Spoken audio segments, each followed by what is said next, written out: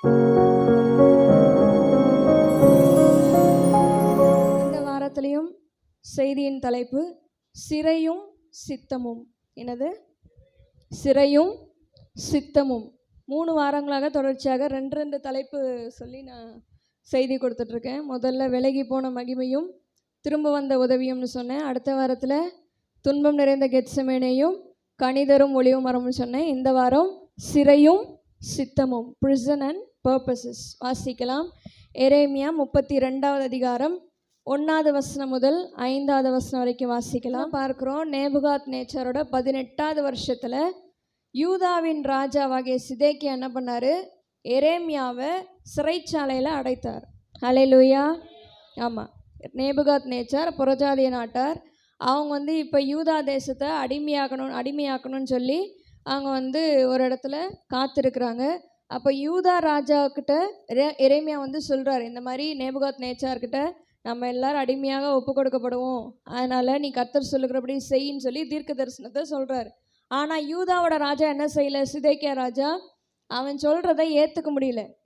எரேமியா சொல்கிறத அவனால் ஏற்றுக்க முடியாதனால அவன் மேலே கோபப்பட்டு அவனை எங்கே அடைச்சிட்டாங்க? சிறைச்சாலையில், அரண்மனையோட முற்றத்தில் இருக்கிற காவற்சாலையின் முற்றத்தில் அடைக்கப்பட்டிருந்தான். அப்போது அவன் சிறைச்சாலையில் இருந்தாலும் எரேமியா வாய் என்ன பண்ணல? சும்மாவே இருக்கல. தீர்க்க தரிசனம் சொல்லிக்கிட்டே எப்படியாவது சிதேக்கியா ராஜாவை ஆண்டவருடைய தீர்க்க தரிசனம் சொல்லி அவனுக்கு அட்வைஸ் பண்ணணும் அப்படின்னு சொல்லிட்டு சிறையில் இருந்த போதும் கர்த்தருடைய வார்த்தை அவனுக்கு உண்டானது. கர்த்தருடைய வார்த்தை அங்கே போகிறவங்க வரவங்க கிட்டலாம் அது அவனுக்கு நல்ல வசதியாக போச்சு. முன்னாடி என்ட்ரன்ஸ்லேயே இருந்ததுனால அவன் மக்கள் போகிறப்ப வரப்போ என்ன செஞ்சாங்க? தீர்க்க தரிசனம் சொல்லிக்கிட்டே இருந்தாங்க. அப்போ என்ன சொல்கிறார் 3வது வசனத்தில்? இதோ இந்த நகரத்தை பாபிலோன் ராஜாவின் கையில் ஒப்பு கொடுக்கிறேன், அவன் இதை பிடிப்பான் என்று யார் சொல்கிறாரு? கர்த்தர் சொல்லுகிறார் என்றும், யூதாவின் ராஜாவாகிய சிதேக்கியா கல்தேயருடைய கைக்கு தப்பி போகாமல் பாபிலோன் ராஜாவின் கையில் நிச்சயமாக ஒப்பு கொடுக்கப்படுவான். அப்போ நீ எங்கே போகிற? நேபுகாத் நேச்சர் கையில் ஒப்பு கொடுப்பார் ஆண்டவர், ஒன்று ஒப்பு கொடுப்பாரு அப்படின்னு சொல்லி நிச்சயமாக திட்டவட்டமாக சொல்கிறான் எரேமியா. ஆனாலும் சிதேக்கியா ராஜாவுக்கு அதெல்லாம் காதுக்குள்ளேயே போகலை. அதனால் என்ன பண்ணான்? அவன் சிதேக்கியாவை பாபிலோனை கொண்டு போவான், நான் அவனை சந்திக்க மட்டும் அங்கே அவன் இருப்பான். யுத்தம் பண்ணினாலும், நீங்கள் பாபிலோனுக்கு எதிராக, கல்தேயருக்கு எதிராக, நேபுகாத் நேச்சாருக்கு எதிராக யுத்தம் பண்ணினாலும் உங்களால் மேற்கொள்ள முடியாது அப்படின்னு சொல்லி ஆண்டவர் சொல்கிறாரு. அந்த தீர்க்க தரிசனத்தை அவன் சொல்லும் போது மக்கள்லாம் இப்போ யாருக்கு எதிராக வந்துடுவாங்க? சிதேக்கியா ராஜாக்கு எதிராக வந்துடுவாங்கன்னு சொல்லி அவன் அதை கேட்க முடியாமல் அவனை காவலில் வச்சுட்டான், சிறைச்சாலையில் போட்டு அடைச்சி வச்சுட்டான். ஹல்லேலூயா, ஹல்லேலூயா. அப்போ இங்கே நம்ம சிறையும் சித்தமும் என்ற தலைப்பின் கீழாக பார்க்குறோம். இங்கே எரேமியாவோட சிறைச்சாலை அனுபவத்தை குறித்து பார்க்க போகிறோம். அவன் சிறைச்சாலையில் இருந்தாலும் ஆண்டவருடைய திட்டம் என்ன? தன்னுடைய வாழ்க்கையில் அவன் அதிகமாக செலவழித்தது இடம் என்ன அப்படின்னா சிறைச்சாலை தான். எரேமியா வருவான், தீர்க்க தரிசனம் சொல்லுவான், ராஜா கோவம் வந்துடும், தூக்கி சிறையில் வச்சுருவான், திரும்ப வெளியே விடுவாங்க, திரும்பவும் தீர்க்க தரிசனம் சொல்லுவான், திரும்பவும் சிறைச்சாலை வச்சுருவாங்க. இப்படியே மாற்றி அவன் என்ன பண்ணான்? சிறைச்சாலை சிறை அனுபவம் கொஞ்ச நேரம், அப்புறமேட்டு வெளியில் மக்களிடையே கொஞ்சம் பேசுவான், மறுபடியும் ராஜா கோவம் வரும், திரும்ப சிறைச்சாலை தூக்கி வச்சுருவான். அப்போ இது போல் அவன் சிறையின் அனுபவத்தில் தான் ரொம்ப நாளாக இருந்தான். அவன் வாழ்க்கையில் பாதி நாட்கள் எங்கே இருந்தான்? சிறைச்சாலையில் தான் இருந்தான். ஆகவே அந்த சிறைச்சாலை அனுபவம் கர்த்தர் ஏன் அனுமதித்தார்? ஏன் என்னை தனியாக என்னோடய குடும்ப வாழ்க்கையை நடத்த விடலை? ஏன் ஆண்டவர் என்னை சிறைச்சாலையிலே அனுமதிக்கிறான்னு சொல்லி எரேமியாவுக்கு கர்த்தருடைய திட்டம் என்ன, கர்த்தருடைய சித்தம் தன் வாழ்க்கை குறித்து என்ன அப்படின்னு தெரியலனாலும் என்ன பண்ணார்? சிறைச்சாலையில் இருக்கிறார், ஆண்டோடைய சமூகத்துக்கு ஒப்பு கொடுக்கிறார், ஆண்டோடைய வார்த்தை வெளிப்படும்போது அது ராஜா கிட்ட சொல்கிறாரு. திரும்பவும் திட்டு வாங்கிட்டு திரும்ப சிறைச்சாலையில் அமைதியாக இருந்துட்டு ஆண்டோடைய வார்த்தை காத்திருப்பான். ஆனால் அவன் ஒரு நாளும் நொந்து போகலை. ஹல்லேலூயா. யோபு குறித்து பார்க்குறோம் இல்லையா? அவன் எவ்வளவுதான் பாடு இருந்தாலும் அந்த பாடை குறித்து அவன் கொஞ்சமும் மனவேதனைப்படலை, குறை சொல்லலை. மாறாக அந்த பாடுகளை சகித்து கொண்டவனாக கர்த்தர் நிச்சயமாக என்னை சந்திப்பார்னு சொல்லி விசுவாசத்தோடு காத்திருந்தான். ஹல்லேலூயா, ஹல்லேலூயா. அப்போ எரேமியா சிதேக்கியா ராஜாவை கண்டித்து கர்த்தருடைய தீர்க்க தரிசனத்தை கூறினதுனால அவன் எங்கே வைக்கப்பட்டான்? இப்போது காவலில், சிறைச்சாலையில் அடைக்கப்பட்டான். அப்போ கர்த்தர் அவனுக்குள்ளேயும் அவனை சுற்றிலையும் அவனோட குடும்பத்திலையும் என்ன காரியத்தை, என்ன சித்தத்தை அவர் வைத்திருக்கிறார் அப்படிங்கிறது யாருக்கு தெரியல? எரேமியாவுக்கு தெரியல. அவனுக்கு தெரிகிற ஒரே விஷயம், சிதேக்கியா ராஜாக்கு என்ன நடக்க போகுது, யூதா நாட்டுக்கு என்ன நடக்க போகுது, அந்த மக்கள்லாம் அடுத்து என்ன பண்ண போகிறாங்க அப்படிங்கிற அந்த ஒரு காரியம் மட்டும் தான் ஆண்டவர் வெளிப்படுத்தினாரே தவிர, உன் வாழ்க்கையில் நான் இப்படிப்பட்ட ஒரு திட்டத்தை வைத்திருக்கிறேன், உன் வாழ்க்கையில் இப்படிப்பட்ட ஒரு ஆசீர்வாதத்தை வைத்திருக்கிறேன் அப்படின்னு ஒரு நாள் எரேமியா குறித்ததான வார்த்தைகளை ஆண்டவர் சொல்லலை. ஹல்லேலூயா. அப்போது நம்ம என்ன பண்ணுறோம், சில வேளைகளை சிறைச்சாலை அனுபவத்துக்குள்ளே இந்த மாதிரி கடினமான இடத்துக்குள்ளே இருக்கும்போது ஆண்டவர் நம்மளை குறித்து என்ன வைத்திருக்கிறார், என்ன திட்டம் வைத்திருக்கிறார், நம்மளை கொண்டு என்ன செய்ய போகிறார் அப்படின்னு தெரியாது. ஆனால் நம்ம வாழ்க்கை சிறை அனுபவத்திலேயே இருக்கும், அந்த கட்டுக்குள்ளாகவே இருக்கும். அந்த கட்டுக்குள்ளே இருந்துக்கிட்டு நம்ம தேவையில்லாத புலம்பல்களில் இருப்போம், அழுகையில் இருப்போம். ஆனால் ஆண்டவருடைய திட்டம் என்ன செய்யாது, வெளிப்படாது. மாறாக மற்ற காரியங்கள்லாம் நம்ம காதுக்கு வந்துட்டே இருக்கும். எரேமியாவுக்கு வந்தது இல்லையா, சிதேக்கியா ராஜா குறித்து வந்தது. நீ போய் பாபிலோன் கிட்ட அடிமையாக இருப்ப, உன் மக்கள்லாம் அடிமையாக இருப்பாங்க, உன் கண் பிடுங்கப்படும், ஒவ்வொரு தீர்க்க தரிசனமும் ஆண்டவர் சொல்கிறாரு. ஆனால் எரேமியாவோட லைஃப்பை குறித்து ஒரு காலம் அவர் என்ன செய்யலை, வெளிப்படுத்தவே இல்லை. ஹல்லேலூயா, ஹல்லேலூயா. ஆனால் அவனுக்கு தெரியலைன்னு சொன்னாலும் ஆண்டவர் அவனை குறித்து ஒரு பெரிய திட்டத்தை அவனுடைய வாழ்க்கையில் வைத்திருந்தார். ஆனால் அது என்ன செய்யலை, எரேமியாவுக்கு தெரியலை. ஹல்லேலூயா. அவருக்கு தெரியலனாலும் அவர் பின்னாடி என்ன செஞ்சிட்ருக்கிறாரு, அவனுக்காக ஒரு திட்டத்தை செய்து கொண்டு இருக்கிறார், செயல்படுத்தி கொண்டு இருக்கிறார். ஹல்லேலூயா. அப்போ நம்ம கண்ணுக்கு அந்த திட்டம் வெளிப்படையாக தெரியாது, வெளியரங்கமாக தெரியாது. ஆனால் நமக்கு பின்னாடி ஆண்டவர் என்ன செஞ்சிருப்பார், நமக்காக ஆயத்தம் பண்ணி கொண்டே இருப்பார். ஹல்லேலூயா. அவர் சொன்னார் இல்லையா, நான் போய் உங்களுக்கு ஒரு ஸ்தலத்தை ஆயத்தம் பண்ண போகிறேன். நமக்கு அந்த ஸ்தலம் எப்படி இருக்குன்னு தெரியாது, எங்கே போய் என்ன பண்ணுவாருன்னு தெரியாது. ஆனால் ஆண்டவர் நமக்கு முன்னாடி போய் என்ன செய்கிறாரு, நமக்காக அதை ரெடி பண்ணிகிட்ருக்கிறார். அப்போது நமக்கு அந்த திட்டம் தெரியலைனாலும் ஒரு ஆளும் தடுக்க முடியாத திட்டத்தை அவர் நமக்காக வைத்திருக்கிறார். ஹல்லேலூயா, ஹல்லேலூயா. ஆமாம், நம்ம அந்த திட்டம் புரியாமல் மண்டையை சொரிஞ்சிட்ருப்போம், பின்னாடி போய் ஒளிஞ்சிக்கிட்டு இருப்போம், அடுத்து என்ன நடக்குமோன்னு தெரியலையே பயத்தில் போய் ஒளிஞ்சிட்ருப்போம். ஹல்லேலூயா. ஆனால் கர்த்தர் ஏற்ற வேலையில் நம்மளுடைய திட்டத்தை ரெடி பண்ண வாட்டி நம்மளை வெளியில் கொண்டு வந்து நம்மளை உயரத்தில் நிறுத்துவார். ஹல்லேலூயா, ஹல்லேலூயா. வாசிக்கலாம் ஏசாயா 55வது அதிகாரம், 55வது அதிகாரம் 8வது வசனம் 9வது வசனம். என் நினைவுகள் உன் நினைவுகள் அல்ல, உங்கள் வழிகள் என் வழிகளும் அல்லவென்று கர்த்தர் சொல்லுகிறார். பூமியை பார்க்கிலும் வானங்கள் எப்படி உயர்ந்திருக்கிறதோ அப்படியே உங்கள் வழிகளை பார்க்கிலும் என் வழிகளும், உங்கள் நினைவுகளை பார்க்கிலும் என் நினைவுகளும் உயர்ந்திருக்கிறது. ஹல்லேலூயா, ஹல்லேலூயா. நான் முதலே சொன்னேன், சில நேரங்களில் நம்முடைய வாழ்க்கையில் என்ன அனுமதிக்கப்படுகிறது, சிறைச்சாலையின் அனுபவம், சிறையிருப்பின் அனுபவத்தை ஆண்டவர் என்ன செய்கிறாரு, அனுமதிக்கிறார். ஆனால் அந்த சிறைச்சாலை அனுபவத்தில் என்ன நடக்குது, ஏது நடக்குது ஒன்றுமே புரியாது. நம்ம எந்த பாதையில் போயிட்டுருக்குறோம், ஏன் இந்த காரியங்கள்லாம் உள்ளே நுழையுது, நம்ம ஆண்டவருக்கு பிரியமாக தானே இருக்கும். நான் வார வாரம் ஆராதனைக்கு போகிறேன், வார வாரம் தசமாக கொடுக்குறேன், ஆண்டவருக்கு பிரியமானதை செய்கிறேன். ஆனால் எனக்கு பிடிக்காத, எனக்கு உகந்தது இல்லாத காரியெல்லாம் என்ன செய்யுது என் வாழ்க்கையில் நடுவில் வருது. ஏன் அப்படின்னு புரியலைன்னு சொல்லி நம்ம மண்டையை சொரிஞ்சிட்டு இருந்தாலும் ஆண்டவர் சொல்லுகிறார், தேவன் எல்லாவற்றையும் அவருடைய கட்டுப்பாட்டுக்குள்ளே வைத்திருக்கிறார். நம்முடைய நினைவுகள் அவர் நினைவுகளுக்கு ஒத்தது அல்ல. ஹல்லேலூயா. நம்முடைய வழிகள் அவர் வழிகள் அல்ல. நம்ம நினைக்கிறது ஒன்று, நடக்கிறது ஒன்றா இருக்கும். நம்ம நினைச்சது நடக்கலைனாலும் அவர் நினைத்தது நம்முடைய வாழ்க்கையில் நடக்கும்போது அது ஆசீர்வாதமாக இருக்குமா, சாபமாக இருக்குமா, எப்படி இருக்கும்? நம்ம நினச்சது தான். இது ரீல்ஸில் ஒரு டைம் பார்த்தேன், ஒரு கோட்ஸ் அழகாக, sometimes God will destroy our plans. நம்முடைய திட்டங்களை ஆண்டவர் என்ன செய்வார், சில நேரத்தில் அழிப்பார். ஏன் அப்படின்னா அந்த திட்டம் நம்மளை அழிச்சிடக்கூடாதுங்கிறதுக்காக. ஹல்லேலூயா. புரியுதா உங்களுக்கு? சில சமயம் ஆண்டவர் நம்முடைய திட்டங்களை அழிப்பார். எதனால்? அந்த திட்டங்கள் நம்மளை அழிச்சிடக்கூடாது. ஹல்லேலூயா. அதுதான் என் நினைவுகள் அவர் நினைவுகள் அல்ல. அவர் என்ன நம்மளை குறித்து நினைத்திருக்கிறாரோ அந்த நினைவு உயர்ந்ததாக இருக்குமா. பூமியை பார்க்கிலும் வானங்கள் எப்படி உயர்ந்திருக்கிறதோ அப்படியே உங்கள் வழிகளை பார்க்கிலும் என் வழிகளும், உங்கள் நினைவுகளை பார்க்கிலும் என் நினைவுகளும் உயர்ந்திருக்கிறது. ஹல்லேலூயா, ஹல்லேலூயா. ஆமாம், நம்மளுடைய நினைவுகள் அவருடைய நினைவுகளுக்கு ஒத்ததல்ல. தேவன் எல்லாவற்றையும் அவருடைய கண்ட்ரோல்குள்ளே வைத்திருக்கிறார். அவரை மீறி என்ன செய்யாது, ஒன்றுமே நடக்காது. ஹல்லேலூயா. நம்ம நினச்சிருக்கிற திட்டம் நம்ம வாழ்க்கையில் நடந்துச்சுன்னா அந்த திட்டம் நம்மளை என்ன செஞ்சிடும், அழிச்சிரும். அது நமக்கு ஆசீர்வாதமாக இருக்காது. ஆனால் அவர் நம்முடைய வாழ்க்கையில் செயல்பட நம்ம அனுமதிக்கும் போது அந்த சிறையிருப்பு கண்டிப்பாக அவருடைய சித்தத்தின்படி, பரிபூர்ண சித்தத்தின்படி நன்மையாக மாறும். ஹல்லேலூயா, ஹல்லேலூயா. ஆமாம், மீண்டுமாக வாசிப்போம் அந்த வசனத்தை. என் நினைவுகள் உங்கள் நினைவுகள் அல்ல, உங்கள் வழிகள் என் வழிகளும் அல்ல. ஹல்லேலூயா. இந்த வார்த்தைக்கு நம்மளை ஒப்பு கொடுத்துட்டா போதும், அவருடைய சித்தத்துக்கு நம்மளை ஒப்பு கொடுத்துட்டா போதும், நம்ம லைஃப்பில் எல்லாமே எப்படி இருக்கும், பாசிட்டிவாக நடக்கும். ஏன்? ஆண்டவர் நம்முடைய லைஃப்பில் அவருடைய நினைவுகளையும் அவருடைய வழிகளையும் செயல்படுத்தும் போது நம்மளை என்ன செய்கிறாரு, உயர்த்தி ஆசீர்வதிக்கிறார். ஹல்லேலூயா, ஹல்லேலூயா.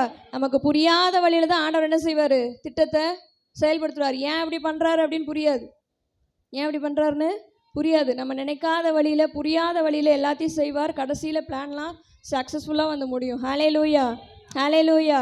பல தடைகள் வரலாம். ஏன் ஆண்டவர் வனாந்திரத்து வழியை நடத்துகிறாரு? ஏன் நேர் வழியில் நடத்தியிருக்கலாமே இஸ்ரவேல் ஜனங்களை? நடத்தலை. ஏன் அப்படின்னா, அந்த வழியில் போனால் புறஜாதியர் கூட்டம் அடுத்தடுத்து இருக்குது. எமோரியர், எபூசியர், கிர்காசியர் அப்படின்னு சொல்லி 7 புறஜாதி கூட்டத்தினரும் அடுத்தடுத்து டேரா போட்டிருக்கானுங்க. அப்போ அந்த வழியில் கூட்டு போனால், இப்போ தான் எகிப்துலேருந்து ஆண்டவரே, நான் எகிப்துலேருந்து இப்போ தான் தப்பிச்சு வந்தேன், திரும்ப அவங்ககிட்ட என்ன மாட்டி விடுங்க, நான் எத்தனை காலம் போர் பண்ணிகிட்டே இருக்குது, எத்தனை காலம் யுத்தம் பண்ணிகிட்டே இருக்கிறது, சோர்ந்து போயிடுவாங்க. அப்போது வனாந்திரத்து வழியாக போனால் பாடுகள் கம்மி, உபத்திரவம் கம்மி. ஆனால் அந்த நேரத்தில், அந்த வனாந்திரத்தின் வழியில் ஆண்டவர் என்ன செஞ்சார்? அவங்களோட வஸ்திரம் ஒருபோதும் பழமையாகலை, செருப்பு ஒருபோதும், ஆமாம், அந்த அளவுக்கு ஆசிரியத்தை கொடுத்து, வெயில் நேரம் தான், வனாந்திரத்தில் வெயில் நேரம் தான், என்ன பண்ணார்? மேகஸ்தம்பம். நைட்டில் செம்ம குளிர், என்ன பண்ணார்? அக்னி ஸ்தம்பம். இந்த மாதிரி ஆண்டவர் என்ன செஞ்சார்? வனாந்திரத்தின் பாதையில் அவங்களுடைய நினைவுகளின் படியல்ல, இப்படியே நேர்வழியாக போயிருக்கலாமே, வனாந்திரம்னா சுற்றிட்டு போகணுமே அப்படின்னு இவங்க நினச்சிருக்கலாம். ஆனால் ஆண்டவர், என் நினைவுகள் உன் நினைவுகள் அல்ல, என் வழிகள் உங்கள் வழிகள் என் வழிகள் அல்ல. ஹல்லேலூயா. அப்போது ஆண்டவர் வனாந்திரத்தின் வழியாக நம்மளை கூட்டிகிட்டு போனாலும், சிறையிருப்பின் வழியாக நம்மளை கூட்டிகிட்டு போனாலும், ஆண்டவருடைய பரிபூர்ண சித்தம் அதில் வெளிப்படும். அது நமக்கு நன்மையானதாக முடியும். ஹல்லேலூயா, ஹல்லேலூயா.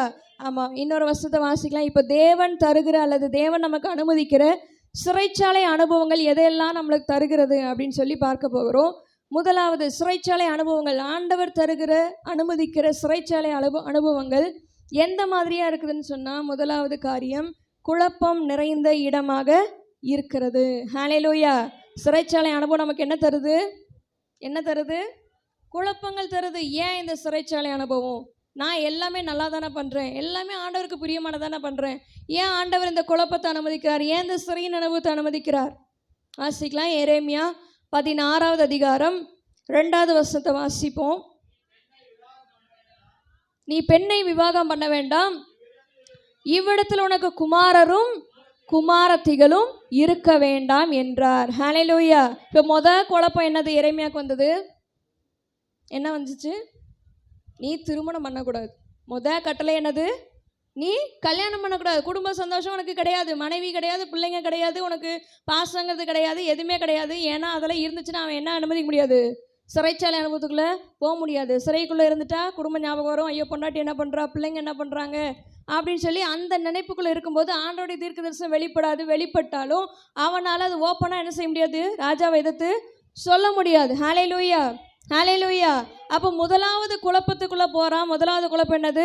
குடும்ப சந்தோஷம், அன்பு அவனுக்கு தவிர்க்கப்பட்டது. நீ இந்த இடத்துல பெண்ணை விவாகம் பண்ணக்கூடாது, நீ குழந்தைகளோ குமாரத்தைகளோ குமாரரையும் பெற்றுக்கொள்ளக்கூடாது அப்படின்னு சொல்லி குழப்பத்துக்குள்ளே ஆண்டவர் அவனை கொண்டு போகிறார். ஹல்லேலூயா, ஹல்லேலூயா.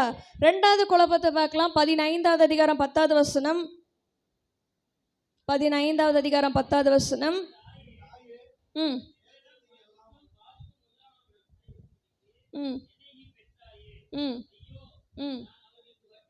நான் அவர்களுக்கு வட்டிக்கு கொடுத்ததும் இல்லை, அவர்கள் எனக்கு வட்டிக்கு கொடுத்ததும் இல்லை, ஆனாலும் எல்லாரும் என்னை சபிக்கிறார்கள். ஹல்லேலூயா. இவன் வட்டிக்கு கொடுக்கறதும் இல்லை, வட்டிக்கு கொடுத்த திரும்ப அவங்க கொடுக்கறதும் இல்லை. அப்போ எல்லாத்துக்கிட்டையும் ஒரு நட்பு உருவாக்கணும் அப்படின்னு சொல்லி நினச்சாலும் அவனால் நட்பு உருவாக்க முடியல. மாறாக அவங்கெல்லாம் என்ன செய்கிறாங்க? சபிக்க ஆரம்பிச்சிட்டாங்களாம். ஹல்லேலூயா. அவன் தாயை குறித்து சொல்கிறான். என்ன சொல்கிறான்? தேசத்துக்கெல்லாம் வழக்குக்கும் வாதுக்கும் உள்ளானவனாய் இருக்கும்படி என்னை நீ பெற்றாயே. எல்லாரும் என்கிட்ட வாக்குவாதம் பண்ணுறதுக்கும் சண்டை சச்சரவு போடுறதுக்கும் வேற என்னை சபிக்கிறதுக்கும் என்ன நீ பெற்று இருக்கிறையே அப்படின்னு சொல்லி சொல்கிறார். அப்போ 2வது காரியம், நண்பர்களின் நட்பும் அவனுக்கு தேங்க்யூ அப்படின்னு சொல்கிறதுக்கோ இல்லை அவனை என்கரேஜ் பண்ணுறதுக்கோ உற்சாகப்படுத்துறதுக்கோ ஒரு நட்பு வட்டாரம் இல்லை, அது தவிர்க்கப்பட்டது. ஹல்லேலூயா. முதலாவது என்ன தவிர்க்கப்பட்டது? குடும்ப சந்தோஷம் தவிர்க்கப்பட்டது. 2வது அவனுக்குரியதான நட்பு வட்டாரமும் என்கரேஜ் பண்ணுறதுக்கு ஆள் இல்லாமல் அந்த ஒரு விதமான ஒரு நட்பு என்ன செஞ்சது? தவிர்க்கப்பட்டது. ஹல்லேலூயா, ஹல்லேலூயா. ஆமாம். 3வது காரியம் பார்க்கலாம். 32வது அதிகாரம் 2வது வசனம். 32வது அதிகாரம் 2வது வசனம். அப்பொழுது பாபிலோன் ராஜாவின் சேனை எருசலேமை முற்றுகை போட்டிருந்தது. எரேமியா தீர்க்கதரிசியோ யூதா ராஜாவின் அரண்மனையில் உள்ள காவல் சாலையின் முற்றத்திலே அடைக்கப்பட்டிருந்தான். ஹல்லேலூயா, ஹல்லேலூயா. 5வது வசனத்தில் பார்க்கிறோம். நீங்கள் கல்தேயரோட யுத்தம் பண்ணினாலும் உங்களுக்கு வாய்ப்பதில்லை என்று கர்த்தர் சொல்லுகிறார் என்றும் நீ தீர்க்க தரிசனம் சொல்ல வேண்டியது என்ன என்று சொல்லி யூதாவின் ராஜாவாகிய சிதேக்கியா அங்கே அவனை அடைத்து வைத்தான். இங்கே மூன்றாவது காரியமாக பார்க்கிறோம், தன்னுடைய கருத்தை தெரிவிக்க முடியாமல் என்ன செய்யப்படுறான், சிறைச்சாலையில் அடைக்கப்படுகிறான். ஹல்லேலூயா. மூன்றாவது காரியத்தில் என்ன சொல்லப்பட்டிருக்கிறது, நீ இனிமேல் தீர்க்க தரிசனம் சொல்லக்கூடாது, நீ சொல்ல வேண்டியது என்ன அப்படின்னு சொல்லி இந்த ராஜா கேட்குறான். அப்போ அவனுக்கென்ற ஒரு சுய உரிமை அங்கே இல்லை, அவனுக்கு இருந்த ரைட்ஸ் என்ன செஞ்சுட்டாங்க, தடை பண்ணிட்டாங்க. நீ இனிமேல் பேசக்கூடாது, நீ இனிமேல் வாயே திறக்கக்கூடாது அப்படின்னு சொல்லி சிறைச்சாலையில் போடுறாங்க. அங்கேருந்து போகிற வரவங்கட்டலாம் சொல்கிறேன்னு சொல்லி அவனை தூக்கி எங்கே போட்டாங்க, அடுத்தது கிணத்துக்குள்ளே போட்டாங்க, பாதாள கிணத்துல போட்டாங்க. அங்கே உட்காந்து நீ பேச முடியாது யார்கிட்டையும் அப்படின்னு சொல்லி அப்போ அவனை மாற்றி மாற்றி அவனுக்கு இருக்கிற உரிமை என்ன செஞ்சாங்க, தடை பண்ண ஆரம்பிச்சிட்டாங்க. ஹல்லேலூயா. உங்களை ஒருத்தவங்க ரொம்ப ரெஸ்ட்ரிக்ட் பண்ணுறாங்க, நீ இவங்ககிட்ட பேசக்கூடாது அவங்ககிட்ட பேசக்கூடாதுன்னு சொன்னால் எப்படி இருக்கும், கடுப்பாக இருக்குமா இருக்காதா?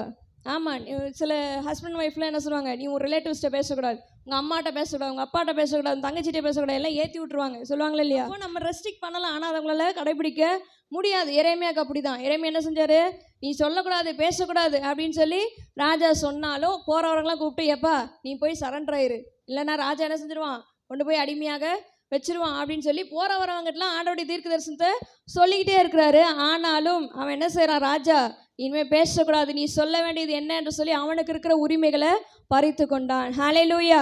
இப்போ முதலாவது காரியம், அவன் குழப்பத்தில் சிறைச்சாலை அனுபவத்துக்குள்ளே போகும்போது குழப்பங்கள் ஏற்படுகிறது. முதல் குழப்பம் என்னது, ஆண்டவர் தனக்கென்று ஒரு குடும்பத்தை ஏற்படுத்தக்கூடாது என்று சொன்னதான் முதல் குழப்பம். ஹல்லேலூயா. சிறைச்சாலை அனுபவம் இருக்கிறதுனால நீ முன்னக்கூட்டியே ஆண்டவர் அவன்கிட்ட முன்னக்கூட்டியே சொல்லியாச்சு, நீ கல்யாணம் பண்ண கூடாது என்று சொல்லி. ஹல்லேலூயா. அது கடினமாக இருந்தாலும் ஆண்டவர் என்ன திட்டத்தை வைத்திருக்கிறார் என்னை குறித்து என்பது எரேமியாவுக்கு தெரியாமல் இருந்தாலும் அவன் என்ன செஞ்சான், பூரணமாக அர்ப்பணித்தான். ஹல்லேலூயா. ஏன்னா எல்லா சூழ்நிலையும் கர்த்தருக்கு எரேமியா உண்மையுள்ளவனாக இருந்தான். யோபு எப்படி எல்லா நிலையிலையும் கர்த்தருக்கு உண்மையுள்ளவனாக இருந்தானோ அதே போல் எரேமியாவும் உண்மையுள்ளவனாக இருந்தான். அவன் உண்மையுள்ளவனாக இருந்ததுனால எல்லா காரியங்களும் ஆண்டவர் சொன்ன எல்லா காரியங்களையும் கடைபிடித்தான். ஹல்லேலூயா. முதலாவது குழப்பம் என்னது, குடும்ப சந்தோஷம் தவிர்க்கப்பட்டது. ரெண்டாவது, நட்பு வட்டாரங்கள் தவிர்க்கப்பட்டது. நட்பு இருந்தாலும் என்ன செய்ய முடியாது, ஊழியத்தை செய்ய முடியாது. அவன் இங்கே கூப்பிடுவான், அங்கே கூப்பிடுவான், எப்போ இந்த ஃபங்க்ஷன் இருக்குது, அந்த பார்ட்டி இருக்குது, வா போயிட்டு வரலாம் அப்படின்னு சொல்லி கூப்பிடுவான். நம்மளால் ஊழியத்தை என்ன செய்ய முடியாது, செய்ய முடியாது. ஆகவே ஆண்டவர் அந்த நட்பு வட்டாரத்தை என்ன செஞ்சிட்டாரு, தவிர்த்துட்டார். மூணாவது காரியம், கருத்தை தெரிவிக்க முடியாதபடி அவனுக்கு இருந்த உரிமைகள் பறிக்கப்பட்டது. ஹல்லேலூயா. பறிக்கப்பட்ட போது அவன் என்ன செய்யல, அமைதியாக இருக்கலை. அவன் தொடர்ந்து என்ன செஞ்சுட்டு இருந்தான், தீர்க்க தரிசனத்தை ஆண்டவருடைய வார்த்தையை சொல்லிக்கொண்டே இருந்தான். ஹல்லேலூயா. ஹல்லேலூயா. அப்போ நம்முடைய வாழ்க்கையில் ஏற்படுகிற சூழ்நிலைகளை கவனித்து பார்த்தா நம்மளும் இப்படி தான் என்ன பண்ணுவோம், எரேமியா போல் ஒரு குழப்பத்தில் மாட்டிகிட்டு இருப்போம். இது மூணும் எரேமியாவுக்கு ஏற்பட்டதான குழப்பங்கள். இதே போல் நம்முடைய வாழ்க்கையில் சிறைச்சாலை அனுபவத்துக்குள்ளே போகும்போது சில குழப்பங்கள் ஏற்படலாம். அப்போது அந்த குழப்பத்தில் மாட்டிகிட்டு இருக்கும்போது மற்றவர்களை பார்க்கும்போது, மற்றவர்களை கம்பேர் பண்ணி பார்க்கும்போது நமக்கு தான் அது பெரிய ஒரு பாரமாக இருக்கும். ஹல்லேலூயா. மற்றவங்க கூட நல்லா இருக்கிறாங்களே, ரட்சிக்கப்படாதவங்க கூட நல்லா இருக்காங்களே, அவங்க கூட ஆசீர்வாதமாக இருக்காங்களே, நமக்கு ஏன் அந்த குழப்பங்கள், நமக்கு ஏன் பிரச்சனைகள் வருதுன்னு சொல்லி நம்ம என்ன செய்வோம், கம்பேர் பண்ணி பார்த்துட்டு நம்மளை நாமளே தாழ்த்திட்டு இருப்போம். ஆண்டோடைய சமத்துக்கு போய் நமக்கு நன்மை கிடைக்கலையே, அவங்க கூட நல்லா இருக்கிறாங்களே அப்படின்னு சொல்லி பார்ப்போம். இதெல்லாம் எதனால் வருது, ஆண்டோடைய சுத்தம் என்னன்னு தெரியாதனால அதை யோசிச்சு நமக்குலாமே மென்டலாகி நமக்கு நாமே புலம்பிகிட்டு இருப்போம், ஏன் இது வருதுன்னு தெரியலையே அப்படின்னு சொல்லி. ஆனால் ஆண்டவர் சொல்லுகிறாரு, என் நினைவுகள் உங்கள் நினைவுகள் அல்ல. ஹல்லேலூயா. ஹல்லேலூயா. வாசிக்கலாம். பிரசங்கி 2வது அதிகாரம் 23வது வசனம்.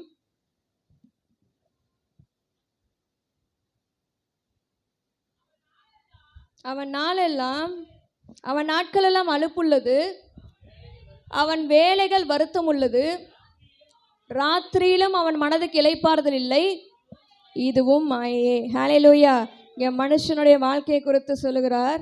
அவன் நாட்கள் எல்லாம் எப்படிப்பட்ட நாள், அலுப்புள்ளதுன்னா என்னது, சலிப்பா, போரிங்கா, டயர்டா.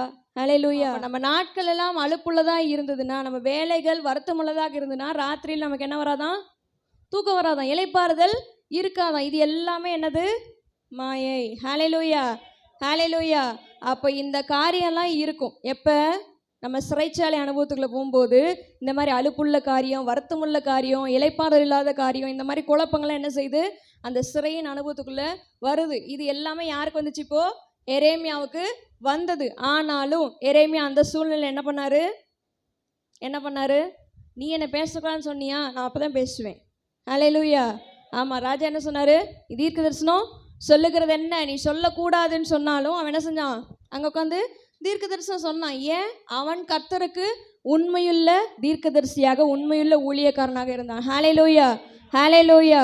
ஆமா, எப்படிப்பட்ட நாட்களாக இருந்தாலும், அது சோர்வுள்ள நாட்களாக இருந்தாலும், அலுப்புள்ள நாட்களாக இருந்தாலும், அவனை குறித்ததான திட்டம் அவனுக்கு தெரியவில்லை என்றாலும் ஆண்டவர் வெளிப்படுத்ததுனால தீர்க்க தரிசனத்தை அவன் உண்மையுள்ளவனாக, உண்மையுள்ள ஊழியக்காரனாக அதை வெளிப்படுத்தி கொண்டே வந்தான். ஹல்லேலூயா, ஹல்லேலூயா.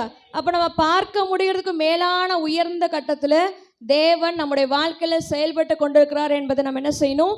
விசுவாசிக்கணும். ஹல்லேலூயா. நம்ம சிறைச்சாலை அனுபவத்தில் குழப்பத்தின் நடுவில் இருந்தாலும் ஆண்டவர் ஏன் இதை அனுமதிக்கிறார், ஏன் இந்த குழப்பத்தை அனுமதிக்கிறார் அப்படின்னு கேள்வி கேட்காம, இதுக்கு பின்னாடி ஆண்டவர் பெருசாக ஏதோ நமக்காக செய்து கொண்டு இருக்கிறார் என்பதை நம்ம என்ன செய்யணும்? விசுவாசிக்கணும். ஹல்லேலூயா, ஹல்லேலூயா.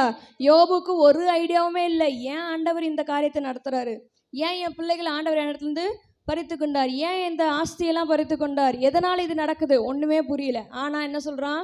கர்த்தர் கொடுத்தார், கர்த்தர் எடுத்தார், அவருடைய நாமத்துக்கு ஸ்தோத்திரம் என்று சொல்லி அவன் எல்லாத்தையும் மேற்கொண்டு போகிறான். நண்பர்கள் வந்தாங்க, உதாசீனப்படுத்தினாங்க, அவனை என்னெல்லாமோ சொல்லி கிரிட்டிசைஸ் பண்ணாங்க. ஆனாலும் கர்த்தருக்கு அவன் எங்கும் உண்மையிலனாக இருந்தான். கடைசியில் என்ன செஞ்சார்? ஆண்டவர் அவனுடைய சிறையிருப்பை மாற்றினார். ஹல்லேலூயா, ஹல்லேலூயா. ஆமாம், யோபுக்கு என்ன நடக்குதுன்னு தெரியாத போதிலும் அவன் ஆண்டவருடைய திட்டத்தின் மேலே உறுதியாக விசுவாசத்தோடு இருந்ததுனால அவன் ஆசீர்வதிக்கப்பட்டான். ஹல்லேலூயா, ஹல்லேலூயா. அதே போல தான் எரேமியாவுக்கும் ஆண்டவருடைய திட்டம் என்ன என்பது புரியலைனாலும் அவன் ஆண்டவருக்கு உண்மையானவனாக இருந்தான். தேசத்துக்கு ஆசீர்வாதமானவனாக கர்த்தர் அவனை மாற்றினார். ஹல்லேலூயா. ஆகவே நமது பாதை எங்கே அழைத்து செல்லுது, எங்கே கூட்டு போகுது நம்மளை ஒன்றுமே தெரியலனா முதல் நம்ம என்ன செய்யணும்? நம்முடைய வாழ்க்கையில் தேவன் நம்ம குறித்துதான பெரிய திட்டங்களை செயல்படுத்தி கொண்டிருக்கிறார் அப்படிங்கிறது என்ன செய்யணும்? விசுவாசிக்கணும். ஹல்லேலூயா. முதல்ல சிறையிருப்பை குறித்து சொன்னேன் இல்லையா? சிறையிருப்பில் என்னெல்லாம் இருக்கும்? குழப்பங்கள் இருக்கும். செய்தியின் தலைப்பு என்ன? சிறையும் சித்தமும். நல்லா சொல்லுங்க வாய் திறந்து. சிறையும் சித்தமும். இப்போ சிறைச்சாலை அனுபவத்தில் என்ன இருக்குன்னு சொன்னேன்? குழப்பம் இருக்குன்னு சொன்னேன். என்னென்ன குழப்பம் இருக்குன்னு சொன்னேன்? குடும்ப சந்தோஷத்தில் குழப்பம், அப்புறம் நட்பு வட்டாரத்தில் குழப்பம், அப்புறம் கருத்து பரிமாற்றத்தில் குழப்பம் இருக்கும். அப்போ இந்த 3 குழப்பத்தை நான் சொன்னேன். இதை விட பல குழப்பங்கள் உங்கள் வாழ்க்கையில் இருக்கலாம், எல்லாத்தையும் நீங்கள் அதை போட்டுக்கோங்க. சிறைச்சாலை அனுபவத்தில் குழப்பங்கள் இருக்கும். இந்த குழப்பத்தின் மத்தியில் நம்ம என்ன செய்யணும்? ஆண்டவர் நம்மை குறித்ததான ஒரு உன்னத திட்டத்தை, ஒரு பெரிய திட்டத்தை செயல்படுத்தி கொண்டு இருக்கிறார். அது எனக்கு தெரியலனாலும், அதை பற்றியதான டீட்டெயில்ஸ் எனக்கு தெரியலனாலும் அவர் ஏதோ செயல்படுத்தி கொண்டு இருக்கிறார் என்பதை நம்ம என்ன செய்யணும்? விசுவாசிக்கணும். ஹல்லேலூயா, ஹல்லேலூயா. 2வது காரியம் என்ன பண்ணணும்? வாழ்க்கையில் குழப்பங்கள் வந்தால் நம்ம ஒருபோதும் ஆண்டவர் நம்மளை தனியாக விடுறதில்லை. அவர் என் கூட தான் இருக்கிறார், அப்படிங்கிறத விசுவாசிக்கணும். ஹல்லேலூயா. ஆண்டவர் நம்முடைய வாழ்க்கையில் பெரிய திட்டத்தை செயல்படுத்திட்டுருக்கிறார். அது என்ன அப்படிங்கிறது எனக்கு தெரியலனாலும் என்ன செய்வேன்? அந்த திட்டத்தின் மேலே விசுவாசமாக இருப்பேன் அப்படின்னு சொல்லி என்ன செய்யணும்? அறிக்கை செய்யணும். நம்முடைய அடையாளங்கள் நமக்கு மறந்து போயிருக்கலாம், நம்மளோட அட்ரஸ் என்ன அப்படிங்கிறது ஆண்டவருக்கு மறந்து போயிருக்கலாம்னு நினச்சிட்டு இருக்கலாம். எப்போ நம்ம இப்படி ஒரு ஆள் இருக்கிறேன், ஆண்டவரே எனக்கு ஞாபகம் இருக்கா இல்லையா அப்படின்னு கூட நீங்கள் நினைத்திருக்கலாம். ஹல்லேலூயா. ஆனால் இப்பொழுது நான் உன்னை கைவிட்டேன், உருக்கமான இரக்கத்தினால் உன்னை சேர்த்து கொள்ளுகிறேன். ஹல்லேலூயா. ஆண்டவர் கைவிட்ட மாதிரி தெரியும், நம்மளை மறந்து போன மாதிரி தெரியும், நம்ம ஒரு ஆள் இருக்கிறோம் அப்படிங்கிறதே தெரியாத மாதிரி ஆண்டவர் இருக்கலாம்.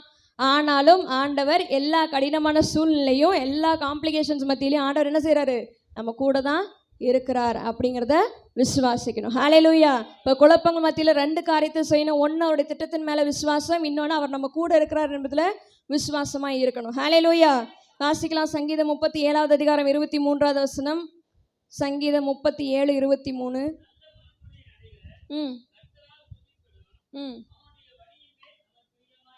நல்ல மனுஷனுடைய நடைகள் கர்த்தரால் உறுதிப்படும். ஹல்லேலூயா.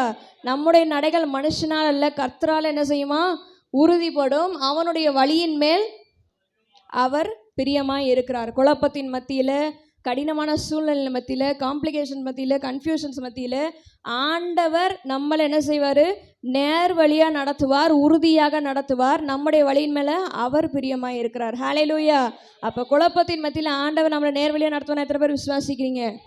ஆமென். ஹல்லேலூயா, ஹல்லேலூயா. அப்போ எரேமியா போல குழப்பத்தின் மத்தியில் இருந்தாலும் அவருடைய திட்டத்தின் மேலே விசுவாசம் வைக்கணும். அப்புறம் என்ன சொன்னேன்? கடினமான நேரத்தில், குழப்பத்தில் ஆண்டவர் நம்மளை தனியாக விடுறதில்லைன்னு சொல்லி அவர் நம்ம கூட தான் இருக்கிறான்னு சொல்லி விசுவாசிக்கணும். ஹல்லேலூயா. அப்படி விசுவாசிக்கும் போது ஆண்டவர் நம்முடைய நடைகளை உறுதிப்படுத்தி நேர் வழியாய் நம்மை நடத்துவார். ஹல்லேலூயா. முதலாவது காரியம் புரிந்ததா? முதலாவது என்ன அனுபவம் சொன்னேன்? குழப்பம் நிறைந்த அனுபவம். ரெண்டாவது சிறைச்சாலை அனுபவத்தை பார்ப்போம். ரெண்டாவது என்னது? அர்ப்பணிப்பின் இடம். என்ன இடம்? என்ன இடம்? அர்ப்பணிப்பின் இடம். முதல்ல குழப்பம் நிறைந்த இடம், ரெண்டாவது அர்ப்பணிப்பின் இடம். வாசிக்கலாம். 32வது அதிகாரம் 17 முதல் 19வது வசனம் வரைக்கும். சத்தமாட்டம் வாசிங்க.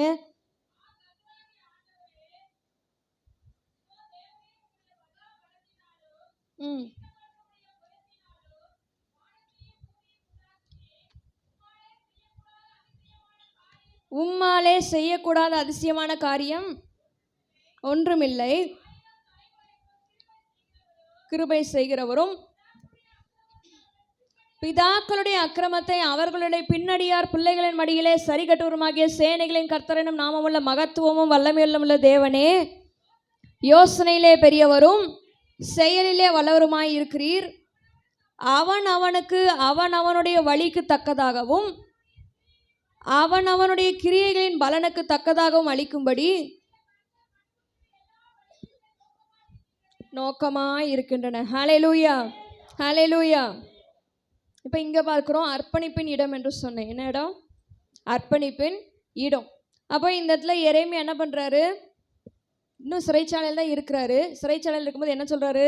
உம்மாலே செய்யக்கூடாத அதிசயமான காரியம் ஒன்றுமில்லை. ஆண்டவர் என்ன செய்கிறார்? அந்த இடத்துல இருந்து துதிக்கிறார், மகிமைப்படுத்துகிறார். ஹல்லேலூயா, ஹல்லேலூயா.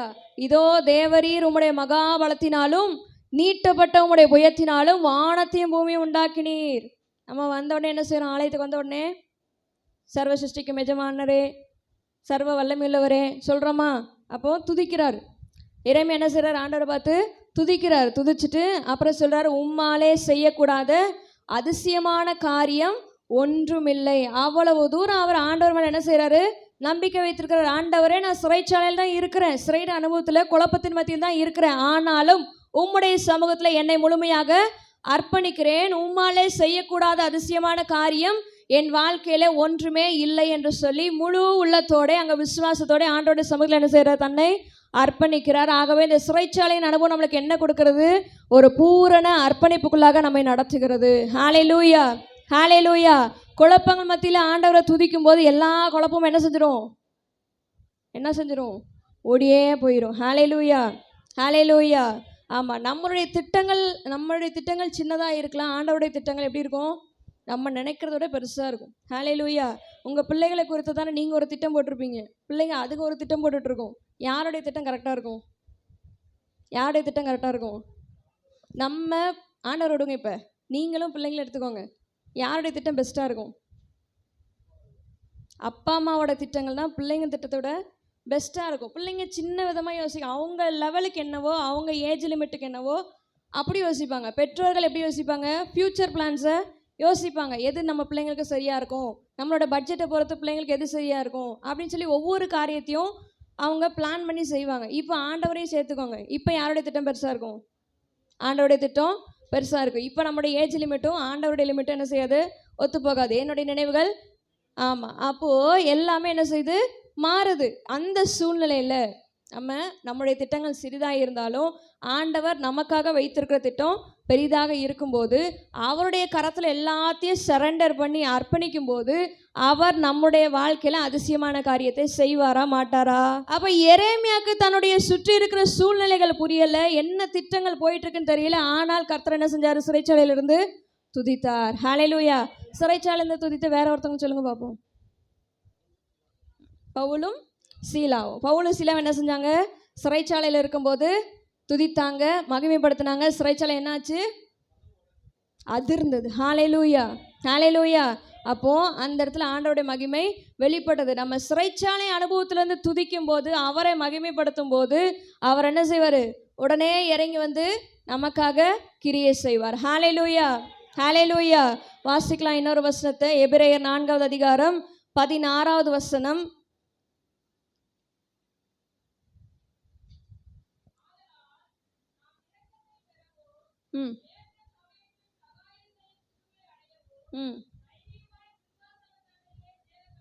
தைரியமாய் கிருபாசன தண்டையிலே சேர கடவோம். ஹல்லேலூயா. அப்போ குழப்பத்தின் மத்தியில் இருக்கிற அந்த சிறைச்சாலை அனுபவத்தில் இருக்கும்போது அர்ப்பணிக்கிற இடமாக அது மாறுகிறது என்று சொன்னேன். எப்போ நம் இரக்கத்தை பெறவும் ஏற்ற சமயத்தில் சகாயம் செய்யும் கிருபையை அடையவும் தைரியமாய் கிருபாசன தண்டையிலே சேர கடவோம். ஹல்லேலூயா. அப்போ எரேமியா என்ன செஞ்சாரு? அந்த சிறைச்சாலை அனுபவத்தில் ஆண்டவருடைய வல்லமையும் ஆண்டவருடைய மகிமையும் சொல்லி அவரை துதித்தார். யோசனையில் பெரியவரே, செயலில் வல்லவரே, உம்மாலே செய்யக்கூடாத அதிசயமான காரியம் ஒன்றுமே இல்லை. அப்புறம் என்ன சொல்றாரு? அவனவனுக்கு அவனுடைய வழிக்கு தக்கதாக கிரியைகளின் பலனுக்கு தக்கதாக கொடுக்கிறபடி உங்களுடைய கண்கள் மனுபுத்திர எல்லாருமே நோக்கமாக இருக்கிறதே அப்படின்னு சொல்லி ஆண்டவருடைய மகத்துவங்களை உன்னதங்களை சொல்லி துதிக்கிறார், வல்லமைகளை சொல்லி துதிக்கிறார். அப்போ நம்ம குழப்பத்தின் மத்தியில துதிக்கும் போது நமக்கு ஆண்டவர் என்ன தராராம்? எபிரேயர்ல வாசிக்கிறோம், இரக்கத்தை தருகிறார், ஏற்ற சமயத்துல சகாயம் செய்யும் கிருபையை தருகிறார். எப்போ? தைரியமாய் கிருபாசன தண்டையில போய் அவரை துதிக்கும் போது. ஹல்லேலூயா. அவரை நம்ம எந்த இடத்துல இருந்து துதிச்சாலும் அங்க ஆண்டவர் நமக்கு உடனே சகாயத்தை கொண்டு வருவார். சகாயம் என்னது? சகாயம் என்னது? உதவி. ஹல்லேலூயா. உதவியை ஏற்ற வேலையில் நமக்கு எந்த நேரத்தில் நமக்கு உதவி தேவையோ நம்ம ஆண்டவரை துதிக்கும் போது எந்த சூழ்நிலை துதித்தாலும் அவர் நமக்கு ஏற்ற வேலையிலே சகாயத்தை கொண்டு வருகிறார். ஹல்லேலூயா, ஹல்லேலூயா. வாசிக்கலாம் எரேமியா 33வது அதிகாரம் 3வது வசனம். எரேமியா 33வது அதிகாரம் 3வது வசனம். என்னை நோக்கி கூப்பிடு, நான் உனக்கு உத்தரவு கொடுத்து நீ அறியாததும் உனக்கு எட்டாததுமான பெரிய காரியங்களை உனக்கு அறிவிப்பேன். ஹல்லேலூயா, ஹல்லேலூயா.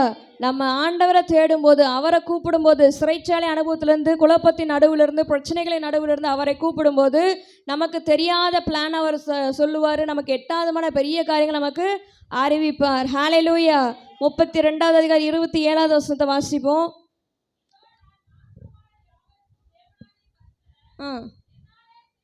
என்னாலே செய்யக்கூடாத அதிசயமான காரியம் ஒன்றுண்டோ என்று சொல்லி கர்த்தர் கேட்கிறார். ஹல்லேலூயா, ஹல்லேலூயா. அவராலே செய்யக்கூடாத அதிசயமான காரியம் ஒன்றுமே இல்லை. ஹல்லேலூயா. அப்ப எரேமியா அந்த வார்த்தையை அப்படியே விசுவாசித்தார். விசுவாசத்தினாலே அர்ப்பணித்தார். அர்ப்பணித்ததினாலே தேசத்துக்கு அவர் பெரிய மகிமை பாத்திரமாக கர்த்தர் மாற்றினார். ஹல்லேலூயா, ஹல்லேலூயா. தேசத்தில் இருக்கிற எல்லா ஜனங்களும் அடிமைத்தனத்துக்கு போனாலும் நேபுகாத் நேச்சார் எரேமியாவை ஃப்ரீயாக விட்டுருந்தார். ஹல்லேலூயா. ஏனென்றால் எரேமியாவுக்கு ஆண்டோடைய வசனம் வந்துச்சு.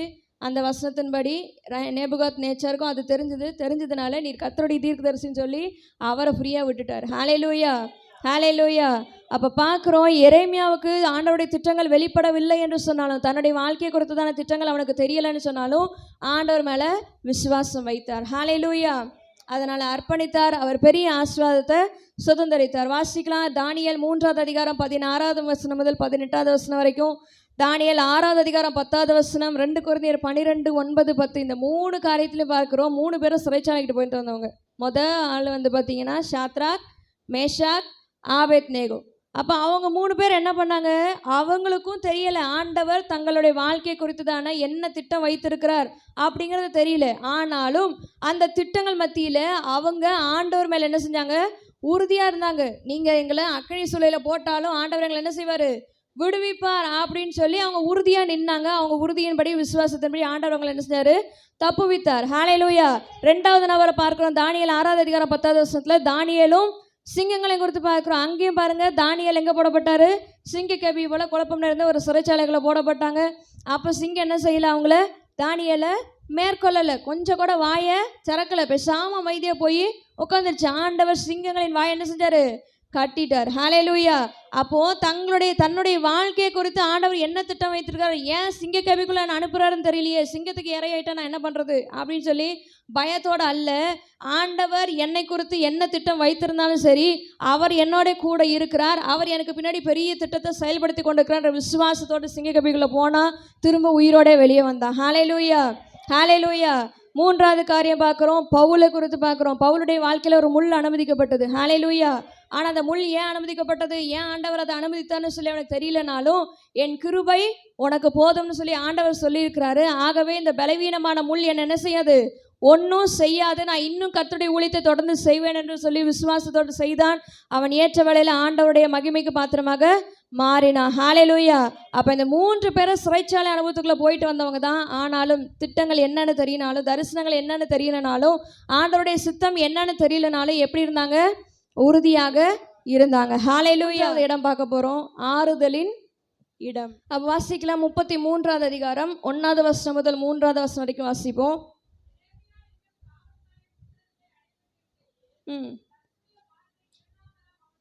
இரண்டாம் தரம் அவனுக்கு உண்டாகி ம் ம்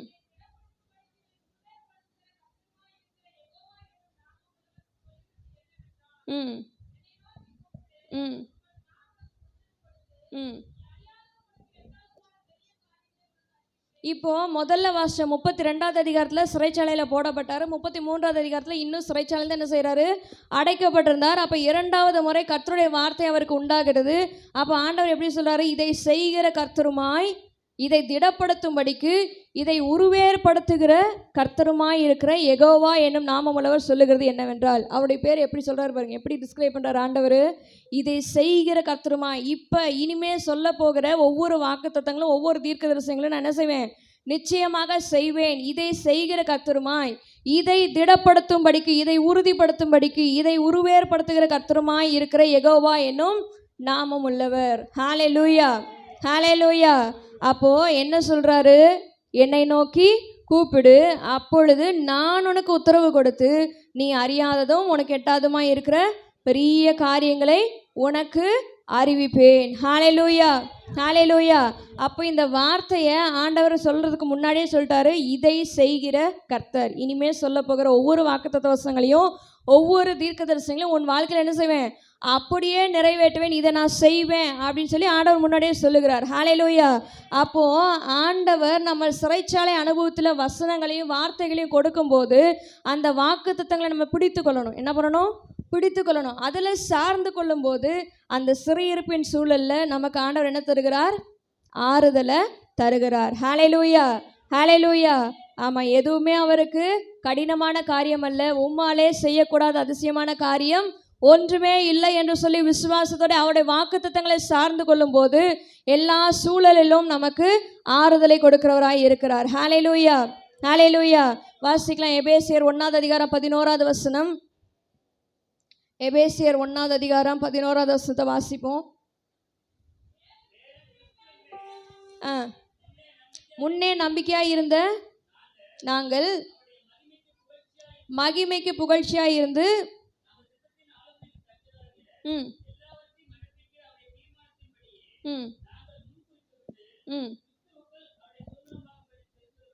ம் இப்போ இங்கே சொல்கிறாங்க, சிறையிருப்பு நேரத்தில், எப்படி சிறையிருப்பு நேரத்தில் அவருடைய திட்டத்தின் மேலே நம்பிக்கையாக இருக்கும்போது, அவருடைய பரிபூர்ண சித்தம் என்ன அப்படிங்கிறதுல நம்ம உறுதியாக இருக்கும்போது எப்படி மாறுவோம், மகிமைக்கு புகழ்ச்சியாக நம்மளை வைப்பார். ஹல்லேலூயா, ஹல்லேலூயா. எப்படி மாற்றுவாரா நம்மளை, மகிமைக்கு புகழ்ச்சியாக. நான் முதலே சொன்னேன், நம்ம யார் அப்படிங்கிறதையும் ஆண்டவர் மறந்து போயிட்டார்னு நினச்சிருக்கலாம். நம்மளோட அட்ரஸ் என்ன, நம்மளோட அந்தஸ்து என்ன, நம்ம எப்படிப்பட்டவங்க, நம்ம இருக்கிறோமா இல்லையா அப்படிங்கிற கூட ஆண்டவர் மறந்து போயிருக்கலாம்னு நினச்சிட்டு இருக்கலாம். ஆனாலும் கர்த்தர் நமக்காக ஒரு பரிபூர்ண திட்டத்தை வைத்திருக்கிறார். அந்த திட்டம் வெளிப்படும் போது நமக்கு எப்படி மாறுவோமா, நம்ம அவருடைய மகிமைக்கு புகழ்ச்சியாக வைப்பார். ஹல்லேலூயா, ஹல்லேலூயா. இப்போ நான் சொல்கிறது அப்படியே சொல்லணும். என்ன பாருங்க, எழுதுலாம் எழுதிட்டிங்களா? என்ன கவனிங்க. இப்போ நான் சொல்கிறத அப்படியே ரிப்பீட் பண்ணணும். சொல்லாமா? அவர் என் வாழ்க்கையில் என்ன செய்து கொண்டிருக்கிறார் என்பது எனக்கு தெரியாமல் இருக்கலாம், ஆனால் அவருக்கு சகலமும் தெரியும். முடிவில் சகலத்தையும் நன்மையாக செய்வதற்கு அவர் உன்னதமான திட்டத்தை எனக்காக வைத்திருக்கிறார். என்று நான் நிச்சயமாக நம்புகிறேன். நிச்சயமாக நம்புகிறேன். ஹalleluya, ஹalleluya. எத்தனை பேர் இந்த வார்த்தைகளை அப்படியே விசுவாசிக்கிறீங்க? ஆமென். ஹalleluya, ஹalleluya. எதிர்காலம் இல்லாமல் ஏங்கி நின்றோ, காலத்தை படைத்தவர் தேடி வந்தீ. எதிர்காலம் இல்லாமல் ஏங்கி நின்றோ, காலத்தை படைத்தவர் தேடி வந்தீ. சிறையிருப்பை மாற்றி தந்தீர், சிறுமையின் ஜனம் என்னை உயர்த்தி வைத்தீர். சிறையிருப்பை மாற்றி தந்தீர், சிறுமையின் ஜனம் என்னை உயர்த்தி வைத்தீர். இனி நீர் மாத்திரமே, நீர் மாத்திரமே, நீர் மாத்திரமே எங்கள் சொந்தமானீர். உம்மை ஆராதிப்போம், ஆர்ப்பரிப்போம், உம் நாமத்தினால் என்றும் ஜெயம் எடுப்போம். இனி நீர் மாத்திரமே, நீர் மாத்திரமே, நீர் மாத்திரமே எங்கள் சொந்தமானீர். உம்மை ஆராதிப்போம், ஆர்ப்பரிப்போம், உம் நாமத்தினால் என்றும் ஜெயம் எடுப்போம். இஸ்ரவேலின் துதிகளில் வாசம் செய்யும் எங்கள் தேவன் நீர் பரிசுத்தரே. சேர்ந்து சொல்லாம நல்ல கரங்களை தட்டி. துதிகளில் வாசம் செய்யும் எங்கள் தேவன் நீர் பரிசுத்தரே. ஓஹோ, வாக்குகள் பல தந்து அழைத்து வந்தீர், ஒரு தந்தை போல எம்மை தூக்கி சுமந்தீர். வாக்குகள் பல தந்து அழைத்து வந்தீர், ஒரு தந்தை போல என்னை தூக்கி சுமந்தீர். இனி நீர் மாத்திரமே, நீர் மாத்திரமே, நீர் மாத்திரமே எங்கள் சொந்தமானீர். உம்மை ஆராதிப்போம், ஆர்ப்பரிப்போம், உம் நாமத்தினால் என்றும். இனி நீர் மாத்திரமே, நீர் மாத்திரமே, நீர் மாத்திரமே எங்கள் சொந்தமானீர். உம்மை ஆராதிப்போம், என்றும் ஜெயம் எடுப்போம். செங்கடலை கண்டு சோர்ந்து போனோம், யோர்தானின் நிலை கண்டு அஞ்சி நின்றோம். சொல்லாமா, செங்கடலை கண்டு, யோர்தானின் நிலை கண்டு அஞ்சி நின்றோம். பயப்படாதே, முன் செல்கிறேன் என்று உரைத்து எம்மை நடத்தி வந்தீர். பயப்படாதே, உன் முன் சொல்கிறேன் என்று உரைத்து எம்மை. இனி நீர் மாத்திரமே, நீர் மாத்திரமே, நீர் மாத்திரமே எங்கள் சொந்தமானீர். உம்மை ஆராதிப்போம். நல்ல கரங்கள் தட்டி விசுவாசத்தோட சொல்லாமா, இனி நீர் மாத்திரமே, நீர் மாத்திரமே, நீர் மாத்திரமே, நீர் மாத்திரமே எங்கள் சொந்தமானீர். உம்மை ஆராதிப்போம், ஆர்ப்பரிப்போம், உம் நாமத்தினால் என்றும் ஜெயம் எடுப்போம். ஹalleluya, ஹalleluya. எத்தனை பேர் விசுவாசிக்கிறீங்க? சிறையிருப்பை மாற்றி தந்தீர், சிறுமையின் ஜனமே உயர்த்தி வைத்தீர். ஹalleluya. ஆமா, சகலத்தையும் நன்மையாக நமக்கு செய்து முடிப்பார். அது என்ன திட்டம் நமக்கு தெரியலனாலும் முடிவிலே அந்த திட்டம் எப்படி இருக்குமா? நன்மையாக முடியும். ஹalleluya. ஆமா, நான் அடிக்கடி சொல்லுவேன், எனக்கு பிடிச்ச வசனம் சொல்லி வாசிக்கலாமா? ரோமர் 8வது அதிகாரம் 28வது வசனம். நமக்கு திட்டங்கள் தெரியலைன்னு சொன்னாலும் அவர் நம்ம மேலே வைத்திருக்கிற திட்டம் எப்படிப்பட்டதா முடியும்? அன்றியும் அவருடைய தீர்மானத்தின்படி அழைக்கப்பட்டவர்களாய் தேவனிடத்தில் அன்பு கூறுகிறவர்களுக்கு சகலமும் நன்மைக்கு ஏதுவாக நடக்கிறது என்று அறிந்திருக்கிறோம். ஹalleluya, ஹalleluya. எல்லாரும் அந்த வசனத்தை எடுத்துக்கிட்டீங்களா? சேர்ந்து சொல்லாமா? அன்றியும் அவருடைய தீர்மானத்தின்படி அழைக்கப்பட்டவர்களாய் தேவனிடத்தில் அன்பு கூறுகிறவர்களுக்கு சகலமும் நன்மைக்கு ஏதுவாக நடக்கிறது என்று அறிந்திருக்கிறோம். ஹalleluya, ஹalleluya, ஹalleluya. அதை தான் சொன்னேன், நம்ம வாழ்க்கையில் ஆண்டவர் என்ன செய்துட்டு இருக்கிறான்னு தெரியல, என்ன திட்டம் வைத்திருக்கிறாருன்னு தெரில, என்ன நோக்கம் வைத்திருக்கிறாருன்னு தெரில. ஆனாலும் அவருடைய திட்டத்தின் மேலே நான் என்ன செய்யணும்?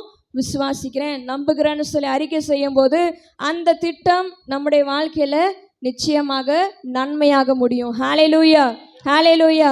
வாசிக்கலாம். எரேமியா 37வது அதிகாரம் 21வது வசனம்.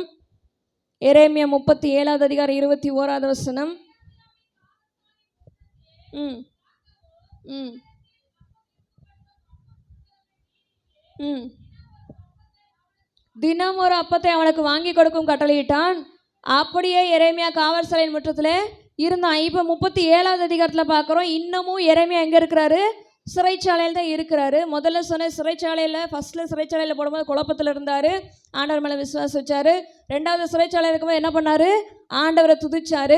அங்கே ஆண்டவரால் செய்ய முடியாத அதிசயமான காரியம் ஒன்றுமில்லைன்னு சொல்லி விசுவாசித்தார்.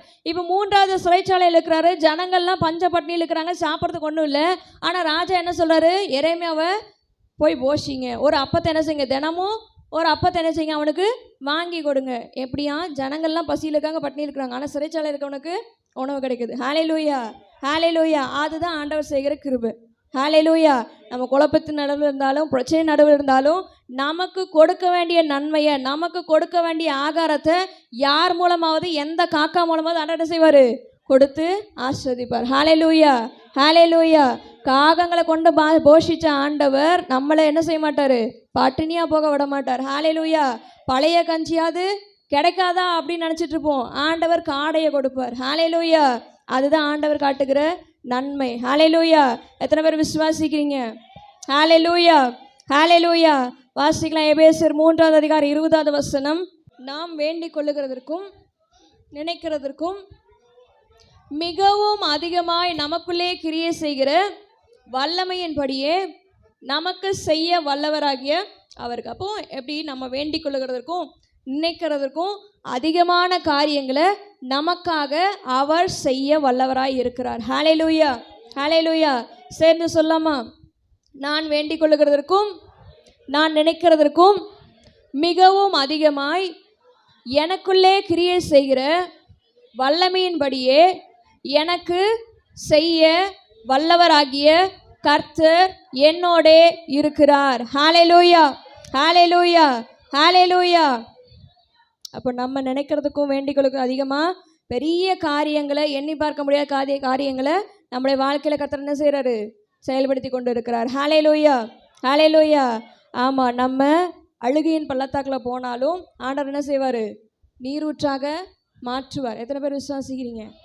இன்னைக்கு எத்தனை பேர் அழுகையின் பள்ளத்தாக்குகளை இருந்தாலும் ஆண்டவர் அந்த இடத்த விட்டு நம்மளை என்ன செய்வார்? வெளியில் கொண்டு வந்து அழுகையின் பள்ளத்தாக்கை ஊடுருவ நடந்தாலும் அதை நீரூற்றாக மாற்றிக்கொள்ள கிருபை அளிப்பார். ஹல்லேலூயா, ஹல்லேலூயா. கடுகளவு விசுவாசம் வச்சாலும் இந்த மலையை பார்த்து பெயர்ந்து போன்னு சொன்னால் என்ன ஆகும்? என்ன ஆகும்? மலையே பெயர்ந்து போன்னு சொன்னால் உங்கள் வாழ்க்கையில் இருக்கிற பிரச்சனையை பார்த்து இந்த பிரச்சனை முடியட்டும்னு சொன்னால் நடக்குமா நடக்காதா? நடக்குமா நடக்காதா? ஹல்லேலூயா, ஹல்லேலூயா.